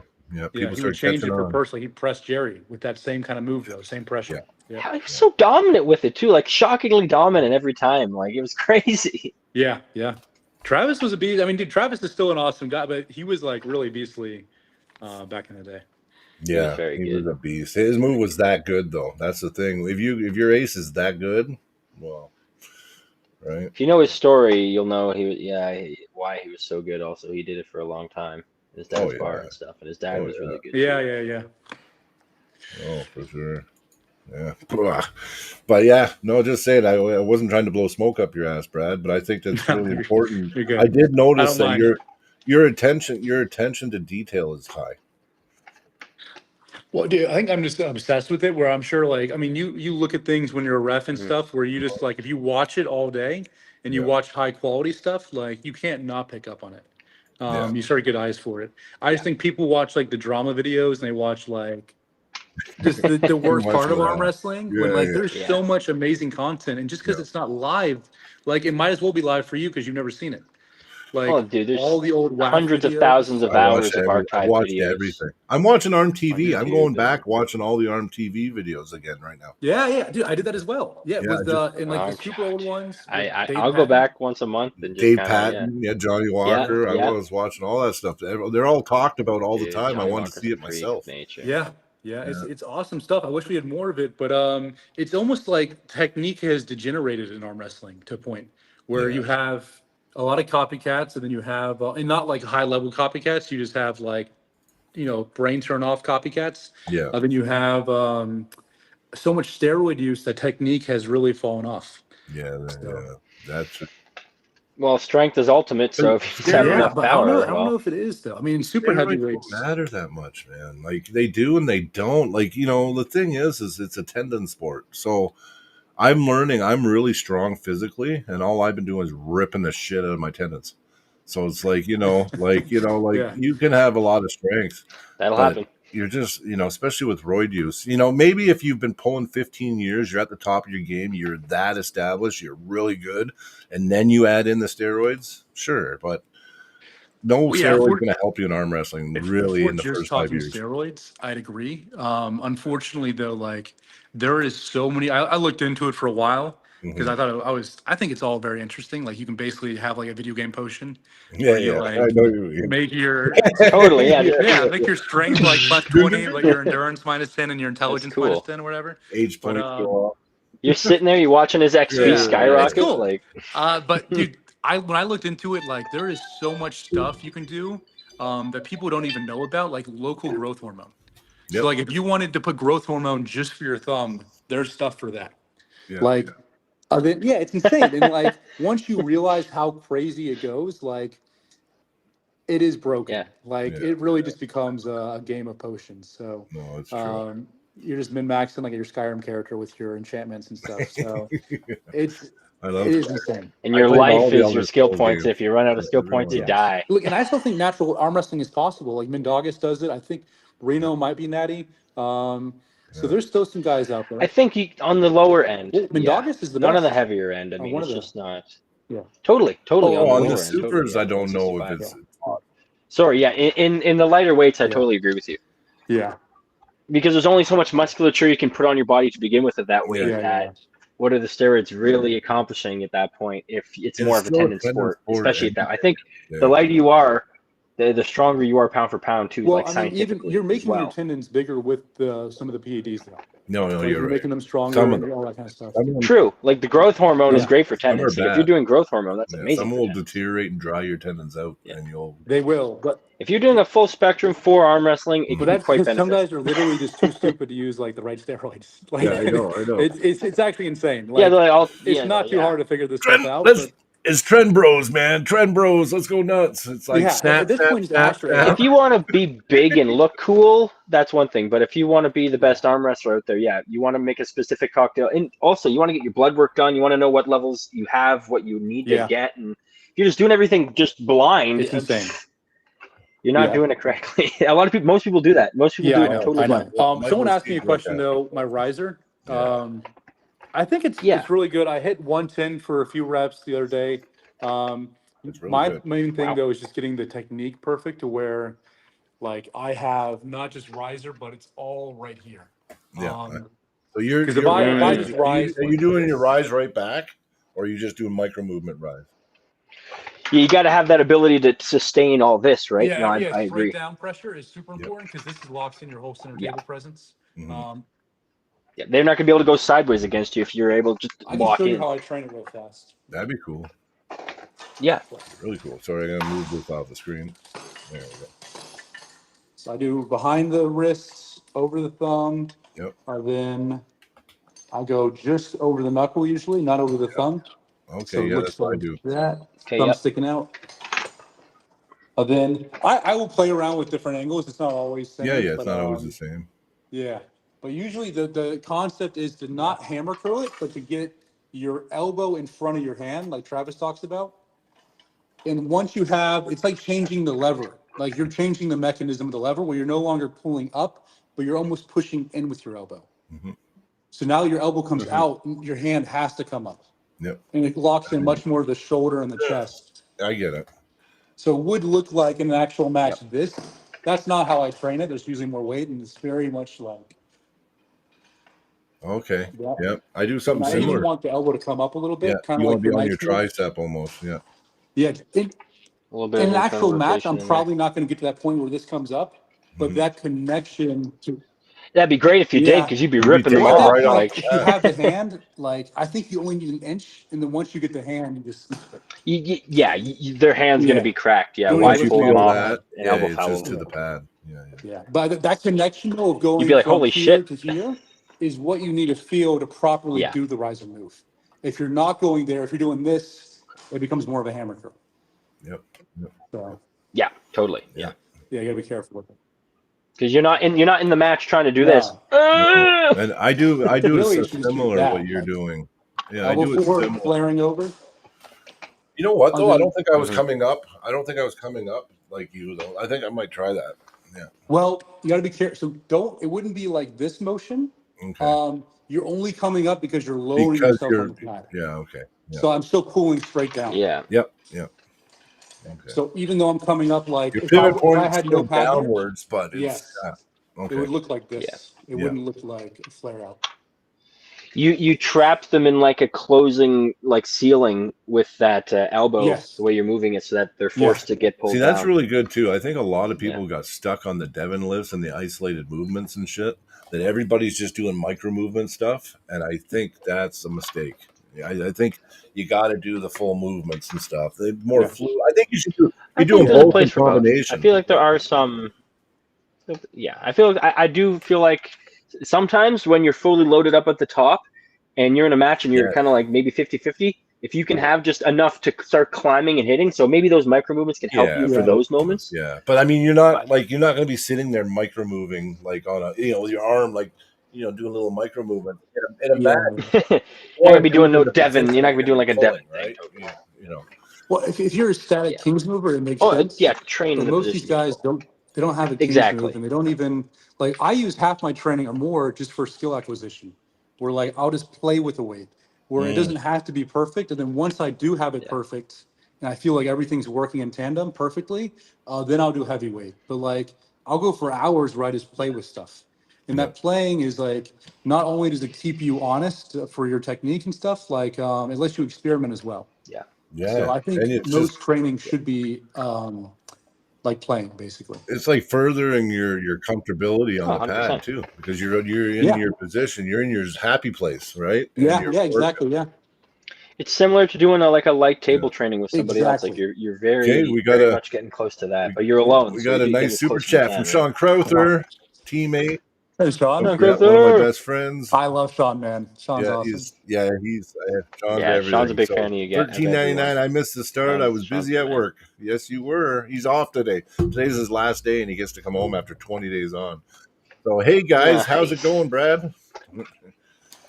Yeah, Sean, it's good. I'm glad you're working and saving up more money for your next bet on Matt. So. Oh no, he lost to you too, didn't he? Yeah, dude. Poor Sean. Oh, poor Sean. Yeah. He needs to bet on Matt's left, maybe, because Matt's left's been killing it. Well, I bet Henry. So me and Henry got a bet for the left. Yeah, what about you, Brad? Do we want to bet too? I'm done betting. I can't even comment practice, Sean. I did horrible last event. I just think I might as well double up if I can and go you too. I'm done betting for good. But I do think Matt has a very good chance against that guy. David Jansen in the house, good friend of the channel. Check out his interviews. He does really good interviews. Yes. Yeah. Maybe he'll 100%. look for David to message you, Brad, actually. Yeah. We talked a little bit on Facebook. Oh, there you go. Yeah. I figured. Yeah. Ali Hamadia in the house. Who's Sean? Laugh out loud. Oh yeah. Didn't you poll Sean recently, Ali? I'm bugging you. Ali's a good friend, another teammate. These are all our teammates, man. These are all Red Deer Club. We got quite the team, Brad, actually. Yeah. I imagine that is quite the team. Who's the top guys there?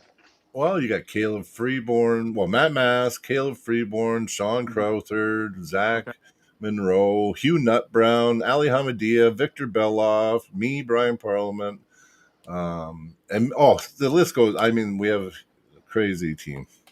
Okay, that'd be Like fun killers. to maybe pull with you guys sometime. It'd be really good. You get good practice in anyway. A lot of strong guys in our club. A lot of strong guys. Heck yeah. Oh yeah, for sure. Florida club's probably pretty strong too, I can imagine. Yeah, Jared. Yeah. The list is just big. If I missed anybody's name, I apologize. It's like I'd have to say like 40 people in our club. So my club's kind of the same way, where there's a bunch of strong guys. I don't even want to start listing them. Yeah, right. It's like But I would say the top guys are probably. Do you know Dano Price? Yes, I do. Dude, he is underrated. He's amazing. Is he like a mulatto guy? Yeah, half black. Okay, I do know him. Yeah. Dude, gnarly press. My bait's gonna explode. Only open top roll I think is very good because he has that offensive nature to it, almost like Savate a little bit. He just hasn't gotten it to the point where he does it in tournament enough or matches. Then we have, do you know Justin Takis? I've heard of him. Yeah. Okay, so kind of like I don't want to say he's just a really strong guy, and we have him doing Alajan's move now, so he's super strong with that. Ooh, damn, that's a brutal move. Yeah, he figured it out. So we went through a lot of different moves with him, and he got that one pretty easily. So, and look, it's probably not perfect, but he has the same, some kind of replication of it, and he's crazy strong. Well, he was now? Pressing 315. Holy shit! Yeah. What's he weighing right now? What's up? What's he weighing right now? He's like 220. Okay. Yeah. No. Yeah. There's a few more guys, but yeah, it's a good team. We should do a team battle or something, maybe. Yeah. Sean has did you already read this? Super chat. No, it just popped up now. Read it out. Yeah, Sean. Yeah. Yes, Brad. I told you need to come up to Red Deer for a visit and training camp. Yes. I feel like it would turn into just boating and smoking weed and drinking beer the whole time. Hey, Sean. Heck yeah. Well, that's how we train. Come on. And my vape just started going nuts, and I threw it out. It was going to explode. I don't know. I haven't heard it yet, but I threw it out in the backyard. It was like hissing and going nuts because it's only supposed to go off when I vape on it. Oh, it just popped. Yeah, it just exploded in the backyard. Yeah. Wow. Dangerous, those vapes. Jesus. Yeah. Sorry, guys. You probably double-clicked it accidentally and had it turned on permanently. You don't click it. It's just a pure suck one. Like, that's it. Yeah, and all of a sudden it started going. Oh shit! Okay, well that's definitely not good. What the fuck? And I ran. I chucked it like a grenade into the yard, and I just heard it. Maybe go check. It's not. There's not a fire in the yard or something. Grass. It just blew up. They're dangerous, right? Maybe that's God telling you something, man. Maybe you should stop. That could be. Yeah. Is vaping even healthier? I just heard it explode. Yeah, I know. And then look, I don't think so, man. From what I've seen, I don't think so. Actually, I promised Drew I'm going to be quit. I am quitting soon. Are they? I think it's more addicting though because you get a heck of a lot more nicotine, right? Yeah, it's way more addicting. Vapes are way worse than cigarettes for addiction. Yeah, because you can do it anywhere. Those companies are the same companies that do both, I believe. It smells good. It's more acceptable. We also had guys in the Army who would we all ran, but like they would do like 5-minute miles and then smoke a cigarette pack. Yep. But no one who vaped a lot could run for crap. No. Yeah, it like really messes with your lungs, I think. So. Yeah, it does. It's moist. That's why too, and it weighs them down. It almost makes you feel like you got pneumonia all the time. Yeah. It sucks. That's why my wife's trying. I only do it for her because she wants me to quit smoking cigarettes, which I am going to do. but it's I actually feel worse off the vaping than I do the cigarettes. Yeah. Well, Oh, I'm quit both. gonna. Guys, I'm sorry, my phone. That's a light one. Oh, Brad's turning It's into just a the part of the robot. house he's in. He's got a big house. It's like it takes him a minute. It took him a minute and a half to get to the sink earlier. So it's a big house. Yeah. Hard worker. No, that's awesome too. You know, Brad going on the table and showing us. You know, like I love that. I like getting as many tips as possible. So, yeah. They all go in the vault up here. We'll see if we've lost him, but let's see. He might come back. I think he's going to jump back on to say goodbye or something here in a minute. Vape is made of a glycol-based antifreeze. No wonder it's glycol-based. Antifreeze is also glycol, for your information. Nice. Yeah, he's not wrong. Propylene glycol or something like that. He's totally correct. To be honest, I think the one that here's the funny thing. You ready for this, everybody? It's food grade glycol. I have food grade. It's not smoke grade. It's food grade. You know one thing I do got? Grade. I just bought it. I got food grade hydrogen peroxide. And and listen, you put a small amount in your drinking water and it oxygenates and like it's supposed to be amazing for not blowing up. Like, you know what I mean? Like, you know, when you blow up in a batch. Yeah. Josh DeVoe told me. Oh, totally. Yeah. And I think hydroloric acid is something else you can take. Hydroloric. With the L. Not chloric. Loric. John Crowther. Oh, yeah, see, I believe it because he was walking and it seemed like he was walking for a minute and a half to try to get a drink of water. I was like, man, it must be a big house. Yeah. I know it is. I've seen videos. Oh, Florida's a nice place. I envy those Florida dwellers, man. Oh, there he is. That's why. There he is. Guys, my phone died. I'm actually heading to practice right now. Oh yeah, no sweat. Awesome. Oh well, listen, it was great you coming on. You have an amazing practice. I hope you get lots in, brother. And I think your signal sucks. So, there he is. Hey, sorry. It's okay. I'll probably have to head out pretty soon. Yeah. Oh yeah, no sweat, brother. No sweat. It was awesome. Yeah, thanks for coming on, man. We really appreciate it. We'll get you on again. Great time. At some point, if we meet up at an event or practice or something, we should definitely do like a video just going over everything. Yes. Yeah. Yeah. 100%. Yeah. Well, we'll work it out one way or another, brother. That'd be great. Okay, buddy. Listen, Okay. yeah, you have a great day. Thanks again. All right, drive safe, man. Have a good practice. Take care, brother.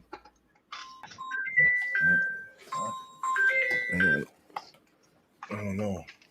Jeez. Oh. Okay. There's a bomb went off in the backyard. Yeah. All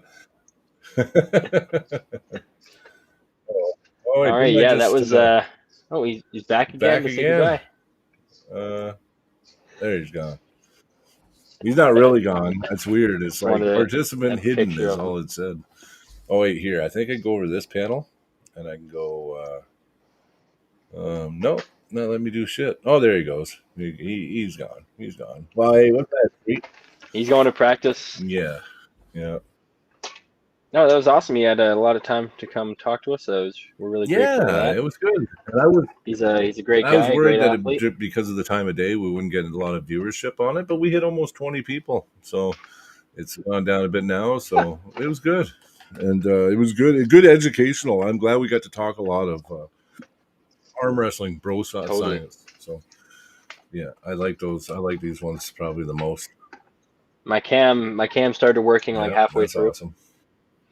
I left and came back like 30 times before we went live. It just wouldn't work, so it glitched out when I joined back. You know, it might have had to do with me putting it sideways. Yeah, maybe. I feel. When I put it sideways, it like glitched out or something. I know, that was good. Someone home.